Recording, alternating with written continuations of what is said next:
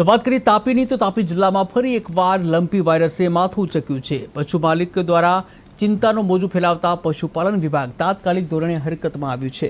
તાપી જિલ્લાના વિવિધ તાલુકાઓમાં અત્યાર સુધીમાં 26 જેટલા ગામોમાં લંપી વાયરસના લક્ષણો ગાયોમાં જોવા મળ્યા છે। ત્યારે વ્યારા, સોનગઢ, વાલોડ, કુકરમુંડા, ડોલવણ, ઉચ્છલ અને નિઝર સહિતના તાલુકાઓમાં 27 પોઝિટિવ કેસ નોંધાયા છે। જો કે સારા સમાચાર એ છે કે જેમાંથી 6 ગાયોએ રિકવરી કરી છે।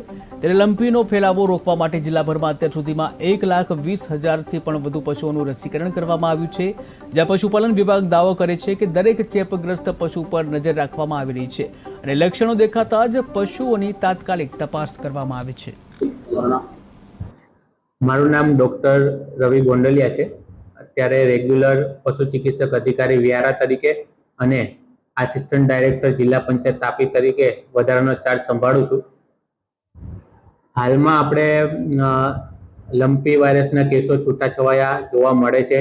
અત્યારે આપણા તાપી જિલ્લામાં કુલ 20 ગામોમાં કેસો નોંધાયેલા છે તથા એમાં 20 ગામોમાંથી ટોટલ 27 કેસો નોંધાયેલા છે અને એમાં 21 કેસો જે હાલ એક્ટિવ છે, બાકી 6 કેસો રિકવર થઈ ગયેલા છે।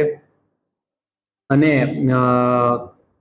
આપણા આખા તાપી જિલ્લાની વાત કરીએ તો બધા તાલુકામાં કુલ 1,20,000 ઉપર એનું રસીકરણ પણ કરવામાં આવેલ છે અને જે પણ આપણે જે એક્ટિવ કેસો છે તેની દરરોજ ફોલોઅપ અને એની ટ્રીટમેન્ટ સારવાર પણ એની વ્યવસ્થા પણ કરવામાં આવેલ છે।